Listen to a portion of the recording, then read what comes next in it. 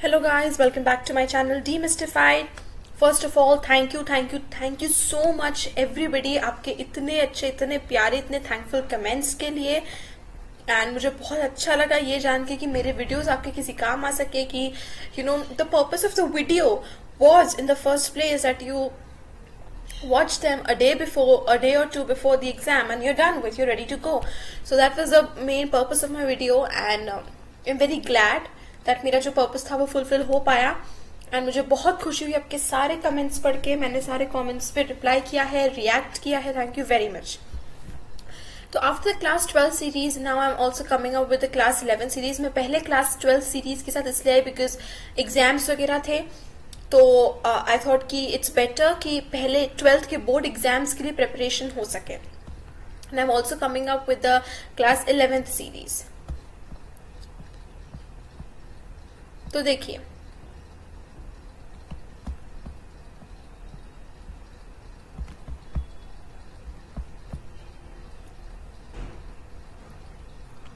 Now जैसे कि मैंने आपको पहले भी बताया है, all I do is I always focus on the book. मैं हमेशा अपने बेस को एनसीईआरटी बुक रखती हूँ, चाहे क्योंकि वो जेई हो, चाहे वो सीयूईटी हो, चाहे बोर्ड एग्जाम्स. तो सभी मतलब सारी एग्जाम्स कहीं ना कहीं बोर्ड जो एनसीईआरटी बुक है वो रूट जो है वो इन बुक्स में रहता है. तो आज हम स्टार्ट करें क्लास 11 के साथ. हमारा पहला चैप्टर. नाउ इन क्लास 11 हम लोग क्या कर रहे हैं कि टाइम स्केल में मूव अप कर रहे हैं. सो सबसे पहले we'll study about the pre historic times, then we'll go up to the Indus valley civilisation, then Mauryans and then so on. तो जब हम बात कर रहे हैं प्री हिस्टोरिक, अब आप उसके पहले ये मैप देख लीजिए. These are some important sites जहाँ पे पेंटिंग्स एनग्रेविंग्स वगैरह मिली है. अब हमारा first chapter is the pre historic rock paintings. अब प्री हिस्ट्री होता क्या है? What is prehistoric rock paintings? Paintings तो समझ में आ गया. रॉक पेंटिंग्स मतलब पत्थरों के ऊपर बने. What is pre historic? तो प्री हिस्ट्री उस समय को हम लोग कहते हैं जहां पे कोई लैंग्वेज नहीं थी, कोई रिटन कम्युनिकेशन नहीं था, कोई भी लैंग्वेज या रिटन कम्युनिकेशन नहीं था. सो मोड ऑफ कम्युनिकेशन बहुत रिस्ट्रिक्टेड है because there was no language, no written communication, no written thing, no written language, anything like that. तो इस वजह से हमारी मतलब that is what is known as prehistory. तो when there was no paper और language और the written word and hence no books और written documents is called prehistory. तो ये चीज आपको क्लियर हो गई. लेकिन अब बात यही आती है कि प्री हिस्ट्री में क्योंकि ना हमारे पास कोई बुक्स थी, ना डॉक्यूमेंट्स थे, ना कोई रिटन वर्ड था, तो हमारे जो स्कॉलर्स हैं, हमारे आर्ट हिस्टोरियंस हैं, उन्होंने जितनी भी प्री हिस्टोरिक पीपल की लाइफ कंस्ट्रक्ट की है that have been constructed upon these rock paintings जो हमें केव्स में, गुफाओं में, पत्थरों पे एनग्रेविंग्स मिली है. उन्हीं से हमें उनकी लाइफ के बारे में पता चला है. That's why these rock paintings और इनकी study is very very important from art perspective.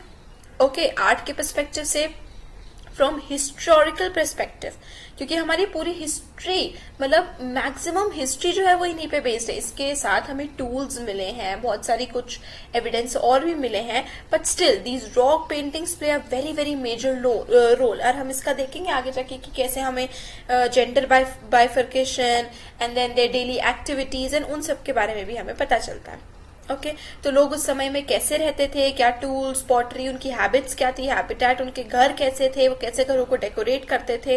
तो एक बार जो प्री हिस्टोरिक पीपल थे, बिल्कुल प्राइमरी पीपल, ओके, तो एक बार उनकी बेसिक फूड, वाटर और शेल्टर की नीड पूरी हो गई. उसके बाद अब उन्हें लगा कि अब हमें अपने आप को एक्सप्रेस करना चाहिए. And to express themselves what they did was they started and drawing and paint. They started painting and drawing on the caves. Cave के वॉल्स के ऊपर उन्होंने पेंट करना शुरू करा.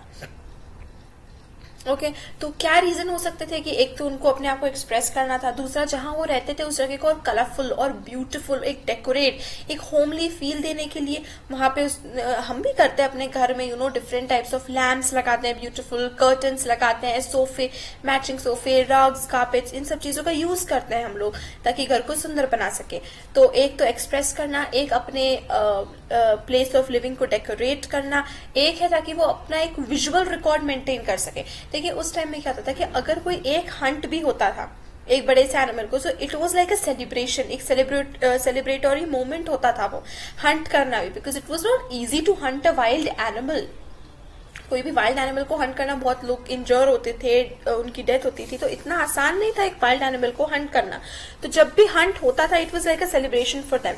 तो वो उस हंट का एक विजुअल रिकॉर्ड बनाते थे, ताकि एक एक वो रहे कि मतलब yes we did something, and also to maintain like a diary, एक डे टू डे लाइफ के बारे में अपने बताने के लिए ऑल्सो। तो ये 4-5 रीजंस है why the pre historic people started drawing. Okay, अब जो प्री हिस्ट्री है उसको हम अलग अलग स्टेजेस में, अलग अलग एजेस में वो करते हैं। And the pre historic period in the early development of human beings is known as old stone age और पैलियोलिथिक एज। तो we have the palaeolithic age, the mesolithic, ये सारे डिफरेंट प्री हिस्टोरी के ages हैं जिसपे हमें focus करना है। Okay, mesolithic, neolithic, palaeolithic, chalcolithic, all these ages. Okay, अब हम लोग जब बात कर रहे हैं, सबसे पहले यहाँ पे इंपॉर्टेंट पॉइंट आता है हमारे एक आर्कियोलॉजिस्ट की, Archibald Carlleyle. This is a word that you need to remember. And इसके साथ साथ एक और नेम है वी.एस. वाकनकर, जो हम आगे पढ़ेंगे, but these two people are very important in with respect to this chapter. अब देखिए, आर्चीबोल्ड कार्लाइल ने 1867-68 में, he was the first archaeologist, इन्होंने इंडिया में केव पेंटिंग्स की डिस्कवरी की थी, खोज की थी। ओके, तो मतलब स्पेन में जो अल्तामीरा केव्स है वहां पे भी रॉक पेंटिंग्स मिली है, तो उसके भी 12 साल पहले इंडिया में रॉक पेंटिंग्स और इस सब की डिस्कवरी की थी आर्चीबोल्ड कार्लाइल ने। ओके, तो अपर पैलियोलिथिक, अब जब हम बात करें कि अपर पैलियोलिथिक, लोअर पैलियोलिथिक, मतलब हम टाइम फ्रेम की बात करें। लोअर पैलियोलिथिक मतलब और पहले का समय, फिर उसके बाद आता है मिडिल पैलियोलिथिक, फिर उसके बाद आता है अपर पैलियोलिथिक। तो अपर पैलियोलिथिक के लोग जो है वो आर्टिस्टिक एक्टिविटीज में काफी इंटरेस्टेड थे पूरे वर्ल्ड में, मतलब बहुत, जैसे स्पेन में हमने अल्टामीरा देखा, ऐसे और भी कई जगहों पर हमें रॉक पेंटिंग और उनके एविडेंसेस मिले हैं, बहुत ही beautifully painted pictures of animals and cave dwellers, इन सब के हमें मिले। ह्यूमन एक्टिविटीज करते हुए, हंट करते हुए, डांस करते हुए, उनकी ज्योमेट्रिक डिजाइन, उनकी डेली लाइफ के बारे में, एनिमल्स, एनिमल के सिंबल्स, ये सभी जो है वो हमें। तो इंडिया में the earliest paintings have been reported from the upper palaeolithic time, very important. Okay, तो आर्चीबोल्ड कार्लाइल की हमने पढ़ा। इसके साथ साथ कॉकबर्न, एंडरसन, मित्रा, घोष भी ऐसे आर्कियोलॉजिस्ट थे जिन्होंने इंडियन सब कॉन्टिनेंट में बहुत सारी साइट्स के ऊपर डिस्कवरी की और वो हुआ। अब रॉक पेंटिंग के रेमिनेंस जो है वो मध्य प्रदेश, उत्तर प्रदेश, आंध्र प्रदेश, कर्नाटका, बिहार, इन सभी में जो अलग अलग केव्स हैं उनकी वॉल्स पे हमें मिले हैं। And Kumaon hills in Uttarakhand also. तो रिवर सुयाल एक है उत्तराखंड में, जिसके बैंक्स पे है लखुदियार केव्स। नो, लखुदियार मतलब लख मतलब लाख, तो लखुदियार मतलब 1 लाख केव्स।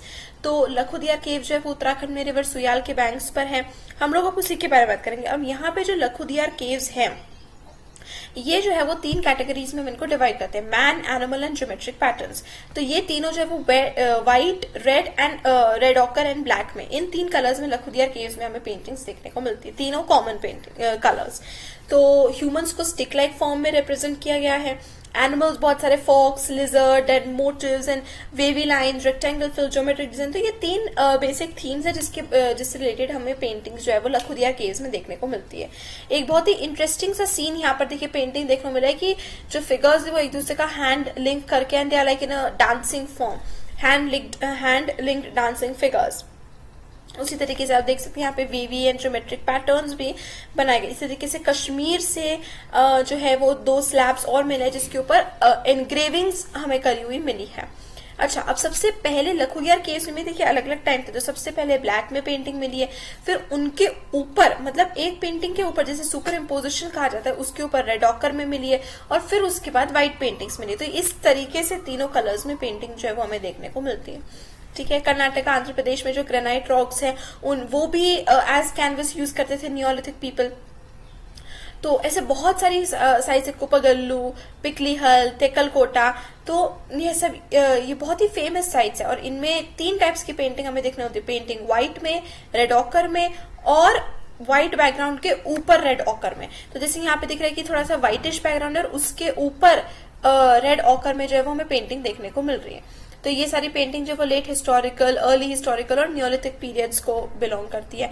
इसके सब्जेक्ट में मतलब देखिए बहुत सारे एनिमल्स हमें देखने को मिलते हैं, बुल्स, एलिफेंट, संबार्स, गजेल्स, शीप, गोट, हॉर्सेस, टाइलर्स, मतलब बहुत सारे। एनिमल्स, ह्यूमंस को भी एक स्टाइलाइज वे में बताया जाता था, उनकी लाइफस्टाइल के बारे में हमें दिखाया जाता था। एंड आप देख सकते हैं कि कितना बेसिक और बिल्कुल प्रिमिटिव फॉर्म है, जैसे यहाँ पर ये दिया हुआ है। तो ह्यूमंस बिल्कुल स्टिक लाइक फिगर के फॉर्म में उनको बनाया गया है। एनिमल्स देखिए, एक स्टाइलाइजेशन भी हमें यहाँ पे ह्यूमंस का जो है वो एंड एनिमल्स के साथ देखने को मिल रहा है। तो ये सब तो हमारे बेसिक थे, लेकिन सबसे रिचेस्ट पेंटिंग, सबसे बड़ा ग्रुप पेंटिंग्स का जो हमें मिला है, रॉक पेंटिंग्स का, वो मिला है मध्य प्रदेश में भीमबेटका केव से। तो भोपाल से अप्रोक्सीमेटली 45 किलोमीटर्स दूर है भीमबेटका केव्स।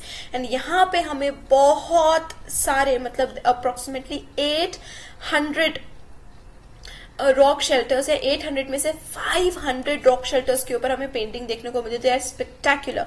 ये विंध्या हिल्स में है भीमबेटका केव्स। एंड ये जो है पूरी पैलियोलिथिक, मीजोलिथिक, सभी पैलियोलिथिक एंड मीजोलिथिक रिमेन्स की पेंटिंग में मिलती है।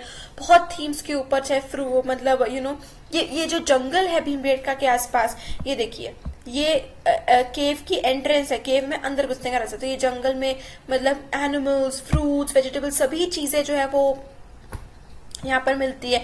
तो ऑफ कोर्स ये बात है कि ये एनिमल्स से एक शेल्टर के लिए, प्रोटेक्शन के लिए ये भीमबेटका बहुत अच्छी जगह थी। एंड क्योंकि यहाँ पे हमें palaeolithic age, upper palaeolithic, lower palaeolithic से लेकर मीजोलिथिक एज, इन सभी एजेस के लोग मिलते हैं। मतलब this was a place which was inhabited for a very long time, a well known inhabitation, बहुत ही generations तक इस जगह पर inhabitation रहा है। और इसी वजह से इसमें पेंटिंग्स बहुत मिली है एंड अलग अलग एजेस से हमें पेंटिंग्स मिली, एक दूसरे के ऊपर सुपर इम्पोज करके भी हमें पेंटिंग्स देखने को मिली है। तो सबसे पहले हमने देखा था कि आर्चिबाल्ड कार्लाइल ने 1867-68 में इंडिया में रॉक पेंटिंग्स की सबसे फर्स्ट टाइम डिस्कवरी की थी। सिमिलरली भीमबेटका केव्स की डिस्कवरी की थी वीएस वाकणकर ने इन 1957-58। सो ये बहुत छोटी छोटी इन्फॉर्मेशन है जो आपको याद रखना चाहिए। एंड ये फिल इन द ब्लैंक्स के फॉर्म में आ भी सकते हैं, नहीं भी आ सकते, that's a different thing, but make sure that you include these things, these points in your answer. It will always enhance your answers. It will always fetch you those extra marks. Full marks fetch करने के लिए these are the few, the small points that you need to remember. तो वाकणकर ने बहुत, VS Wakankar ने बहुत सारे, मतलब बहुत लंबे टाइम तक इनके इसमें स्टडी करा, इनकी पेंटिंग्स को स्टडी करा, what they were trying to depict and all that. तो थीम्स वगैरह जो है वो सारे अलग अलग है. Animal fighting, hunting, wild animals, horse, elephant, music, decoration, bodies के ऊपर, हाउस होल्ड कोर्स करते हुए सीन, हंटिंग सीन्स, या फिर लोग डांस कर रहे हैं, सेलिब्रेशन कर रहे हैं, बहुत सारी थीम्स हैं. तो भीमबेटका जो है रॉक आगे वो रॉक आर्ट है, वो अलग अलग ग्रुप्स में स्टाइल, टेक्निक और सुपर इम्पोजिशन के बेसिस पर अलग अलग ग्रुप्स में उसको क्लासिफाई किया गया है. एंड अगेन ये जो अलग अलग ग्रुप्स हैं ये कैसे क्लासिफाई करे हैं? According to the time period. सबसे पहला period 1 was the upper paleolithic, then period 2 was the mesolithic and period 3 was the chalcolithic. तो सबसे पहले upper paleolithic आता है for a few thousand years, then comes the mesolithic for a few thousand years and then comes the chalcolithic age for a few thousand years. तो बहुत लंबे समय तक भीमबेटका केव्स में जो है इनहेबिटेशन रहा है. एंड उनके हिसाब से, टाइम पीरियड के हिसाब से हमने जो है केव्स में जो अलग अलग पेंटिंग्स हैं उनको क्लासिफाई करा चाहिए. These belong to these age. अब कैसे पता चलता है? वो पता चलता है हमें स्टाइल, टेक्निक, थीम किस तरीके से बनाया गया है, क्या क्या थीम्स थे बनाने के. जैसे कि अगर हम लोग इंडिया की ही बात करें तो एक पेंटिंग को देख के वी कैन ऑलमोस्ट से चाहिए किस टाइम की पेंटिंग है. ब्रिटिशर्स के टाइम की पेंटिंग हमें अलग से दिख जाती है और उससे पहले की पेंटिंग्स हमें और अलग से दिख जाती है. क्यों, कैसे? क्योंकि उसको स्टडी करना पड़ता है. हम कंपेयर करते कि अच्छा if this painting is one, ये हम देख रहे हैं कि इसमें जो मटेरियल्स यूज है हाउ ओल्ड आर दे, वो हमें ऑक्सीडाइजेशन की प्रोसेस से पता चलता है. जितना उसका ऑक्सीडाइजेशन, कार्बनाइजेशन होता है उस प्रोसेस से पता चलता है हाउ ओल्ड इज समथिंग. फिर उस प्रोसेस के बाद जो है हम उस एक पर्टिकुलर आर्टवर्क की स्टाइल, टेक्निक वाला देखते हैं and then we compare it with all others. तो एक बार एक पेंटिंग की हमें पता चल गई तो हम बाकी उसको कंपेयर करते हैं, then we divide the rest of the paintings in different groups. अब हम सबसे पहले पढ़े अपर पैलियोलिथिक. अपर पैलियोलिथिक के बहुत ही छोटा सा देखिए 2-4 पॉइंट रिमेंबर याद रखने की है कि सबसे पहले ग्रीन कलर में जो पेंटिंग्स है वो डांसर्स की थी और हंटर्स की पेंटिंग जो थी वो रेड कलर में थी. तो green, dark, green, dark red वगैरह इन सब में, and they are linear representations in green और डार्क। बड़े बड़े एनिमल फिगर्स बनाए जाते थे, जैसे wild animals, elephant, tiger, rhinos, bisons वगैरह एक्सेट्रा। कुछ वॉश पेंटिंग्स है, बट मोस्टली जो है वो ज्योमेट्रिक पैटर्न से फिल करी हुई है। सो बेसिकली अपर पैलियोलिथिक का इतना ही है। नाउ कम्स द मेसोलिथिक, जो कि इसके बारे में डिटेल में। अब सबसे ज्यादा हमें भीमबेटका केव्स में मेसोलिथिक पीरियड से मिले, बहुत सारी पेंटिंग्स है मेसोलिथिक पीरियड से हमारे पास। तो इस पीरियड पे बहुत सारे थीम्स थे पेंटिंग्स के लिए, लेकिन एक बात हुई कि अपर पैलियोलिथिक के कंपैरिजन में पेंटिंग्स की साइज जो थी वो थोड़ी सी छोटी हो गई।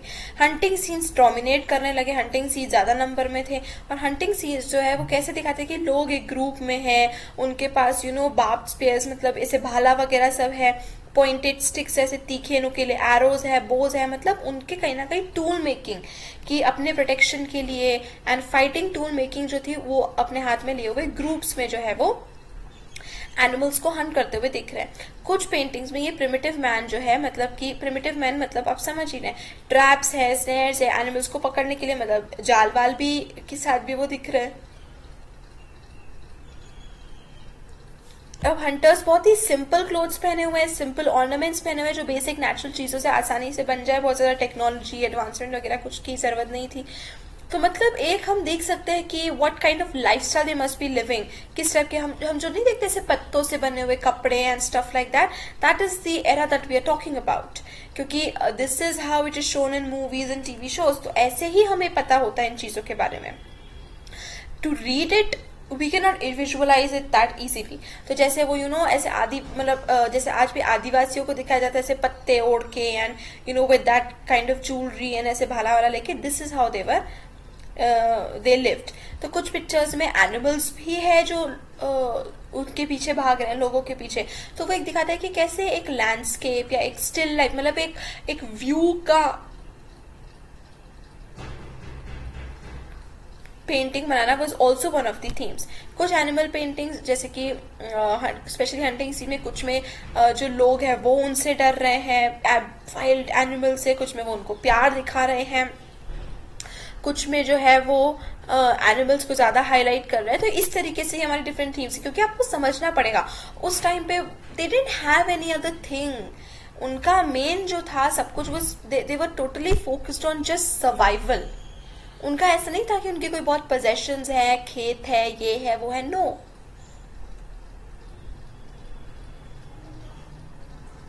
In fact I think it was the neolithic period जिस टाइम पे they started with the agriculture, if I am not wrong, if I remember it correctly. तो उस टाइम पे they didn't have much to do. Their primary goal was एक animal को hunt करो ताकि खाने के लिए खाना मिल जाए। Once they were finish with that food, वापस से हंट करो, वापस से खाना मिले। तो ये बेसिक नीड्स उनके होती थी, कोई एक्स्ट्रा पोजेशंस नहीं, कोई कुछ बहुत ज्यादा कुछ नहीं होता था। तो एनिमल्स जो थे वो नेचुरलिस्टिक स्टाइल में पेंट करे गए थे। ये देखिए आप यहाँ पर एक एग्जांपल देख सकते हैं हॉर्स का, भीमबेटका की है ये। तो एनिमल्स को तो बिल्कुल नेचुरल रियलिस्टिकली पेंट किया जाता है, लेकिन जब ह्यूमंस को पेंट करने की बारी होती थी तो उसको स्टाइलाइज कर दिया जाता था अलग अलग टाइप के कपड़ों में, अलग कभी बॉडी का प्रपोर्शन पड़ा है, कभी हाथों का प्रपोर्शन पड़ा है। और विमेन की जब बात करें, अब हमें इन पेंटिंग्स के थ्रू एक जेंडर बाइफर्केशन भी देखने को मिलता है कि what were the gender based roles. उस टाइम की एक सोसाइटी कैसे धीरे धीरे, कम्युनिटी कैसे फॉर्म हो रही थी। तो विमेन जो है वो हाउस होल्ड कोर्स करती हुई दिखा रही है कि अच्छा मे बी खाना को कुक करना है, और कोई मतलब इस टाइप से, मतलब कोई जैसे भाला वगैरह है उसको धोना, जो whatever the household chores of that time must have been, वो पेंटिंग्स हमें यहाँ पे विमेन की करते हुए दिख रही है। बच्चे जो है वो खेलते कूदते एंजॉय करते हुए दिख रहे हैं, बूढ़े लोग भी हमें दिख रहे हैं। So this is how kind of a family life was shown and depicted in these paintings, and इसीलिए इन पेंटिंग्स की स्टडी करना बहुत इंपॉर्टेंट है, उनकी जानने के लिए कि अच्छा उनकी लाइफस्टाइल कैसी थी, वो लोग कैसे रहते थे। कम्युनिटी डांसेस हमें देखने को मिला है कि सभी लोग एक साथ मिलके डांस कर रहे हैं, हंट कर रहे हैं, या फिर औरतें जो है वो फूड ग्राइंड कर रही है, खाना बना रही है, and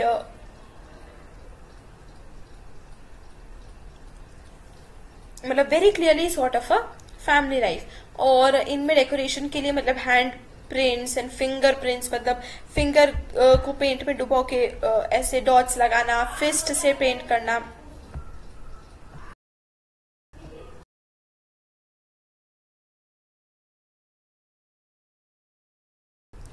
These were the various activities and the ways जिसमें पेंटिंग सिखाई गई है. अब भीमबेटका के आर्टिस्ट जो थे, अब हम बात करते हैं कलर्स वगैरह की. तो जो कलर्स वो लोग यूज करते थे, एक तो बहुत wide range of colours use करते थे ड्यूरिंग द मीजोलिथिक टाइम्स. तो white, yellow, orange, red occur, purple, brown, green, black, these various shades that were used by them. Brushes use करते थे. ब्रशेस जो थे वो प्लांट फाइबर से बनाते थे. प्लांट का जो फाइबर होता था उससे ब्रशेस बनाते थे. तो कलर्स एंड कलर्स भी जो थे वो सारे नेचुरली ऑब्टेन होते थे. Now just look at the process. सबसे पहले सपोज लाइमस्टोन है. लाइमस्टोन मतलब चूना होता है which is white in colour.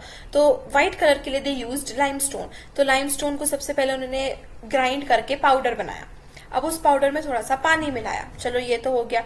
But ताकि वो इतनी आसानी से मिटे ना, तो एक या तो एनिमल फैट से या ट्री के रेजिन से या somewhere they got a very sticky substance and फिर पेंट में उस स्टिकी सब्सटेंस को मिलाया गया, जैसे कि ग्लू व्लू जिसमें बनता है. तो उस स्टिकी सब्सटेंस की हेल्प से, मतलब उस स्टिकी सब्सटेंस को फिर उन्होंने पानी एंड वो पाउडर में मिलाया and that's how the paints were prepared. So just imagine now कि अब कैसे उनकी धीरे धीरे फैमिली कम्युनिटी डेवलप हो रही थी कि अब वो अपार्ट फ्रॉम लाइवलीहुड, मतलब अब सिर्फ बेसिक सर्वाइवल के साथ साथ they were slowly engaging in extra artistic activities. It takes time. बड़े बड़े पत्थरों को ग्राइंड करना, पानी मिलाना, फिर उसमें वो स्टिकी सब्सटेंस पहले तो निकालना, फिर उसको बनाना, तो it was not that very easy.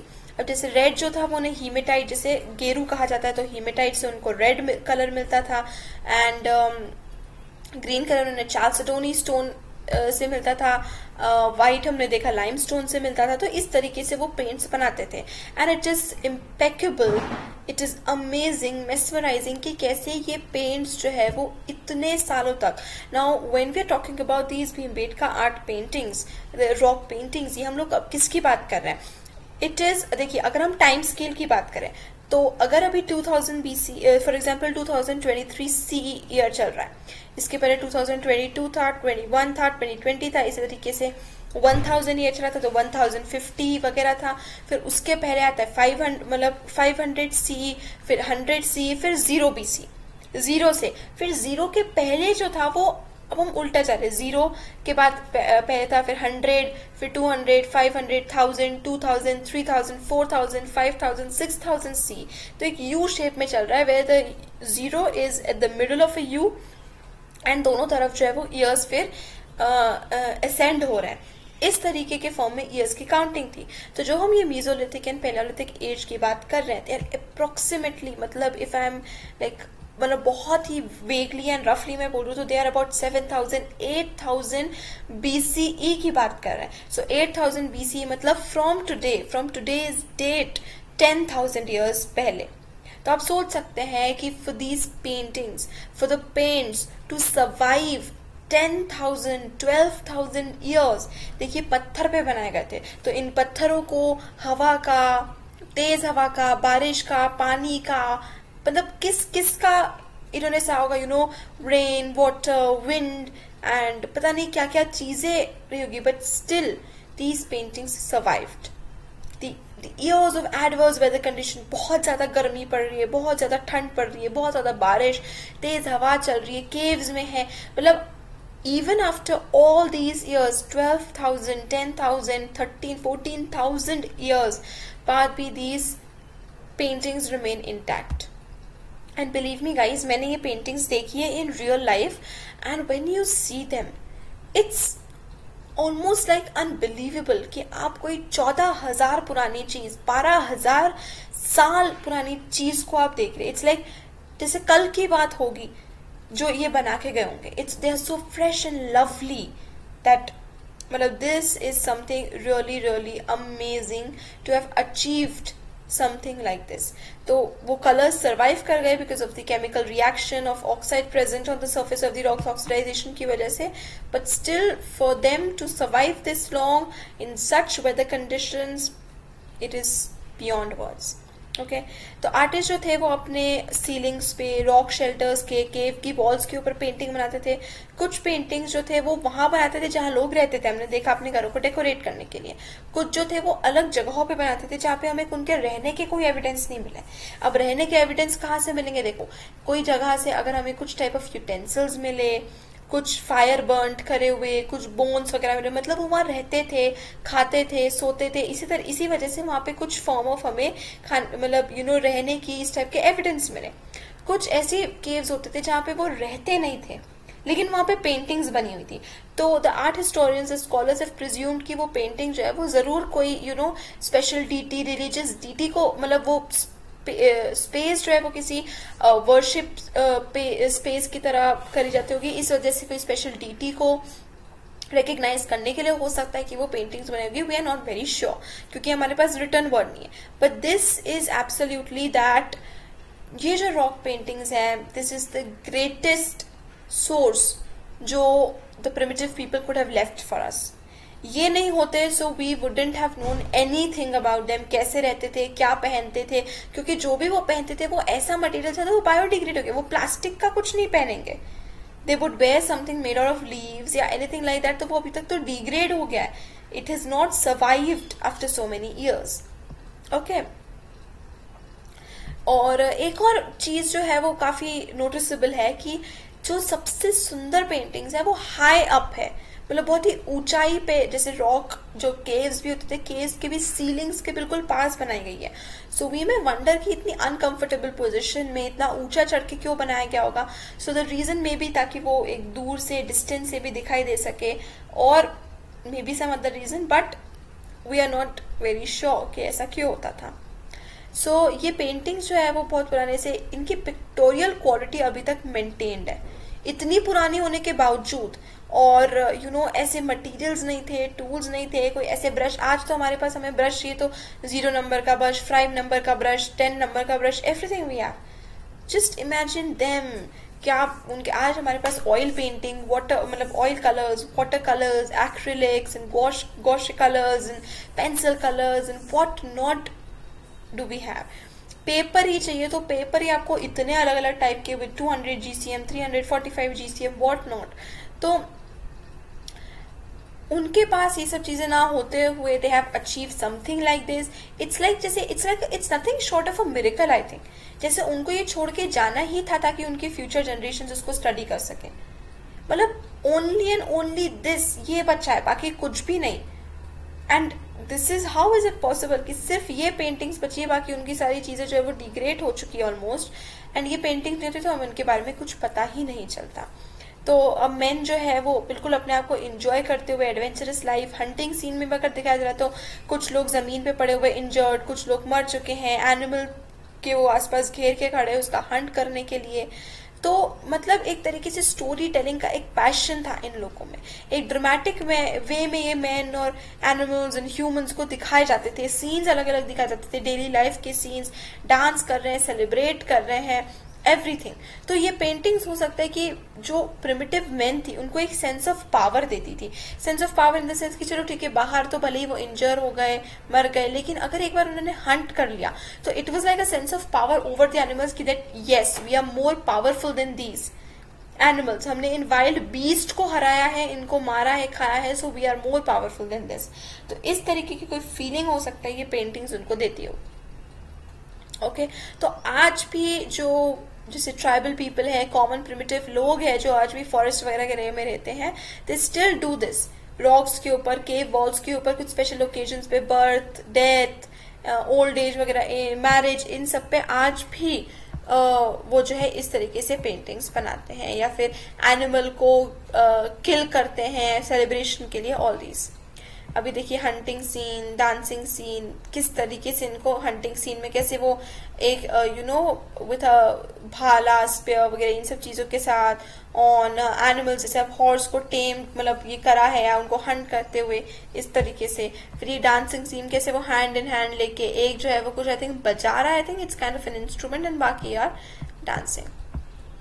So painting जो है वो इंडिविजुअल एनिमल्स की वो स्किल ऑफ प्रिमिटिव आर्टिस्ट की मास्टरी दिखाता है कि कैसे उनको इतने नेचुरलिस्टिक, इतने क्लोज फॉर्म में बनाया। जैसे कि हमने ऊपर हॉर्स की पेंटिंग देखी थी, उनका प्रपोर्शन, उनका टोन बहुत ही रियलिस्टिकली बनाए गए हैं। तो बहुत ही इंटरेस्टिंग है ये नोट करना कि बहुत जगहों पर रॉक जो पेंटिंग्स हैं उन आर्ट साइट्स पे हमें एक के ऊपर दूसरी बनाई हुई दिखती है, जैसे सुपर इम्पोजिशन कहा जाता है।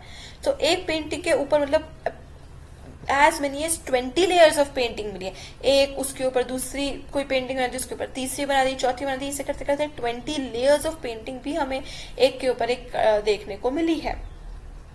तो इसके रीजन हो सकता था कि आर्टिस्ट को उनकी क्रिएशन नहीं पसंद, या हो सकता था कि कुछ प्लेसेस जो थी वो सेरेमोनियल इंपॉर्टेंस की होती थी, इसीलिए हर साल या फिर हर उसमें उसके ऊपर कुछ पेंट किया जाता था, या फिर कुछ ये रीजन हो सकता है कि अलग अलग जनरेशन जो है वो उसी अपनी उसको कंटिन्यू करते हुए एक ही एरिया के ऊपर वो पेंट करते थे।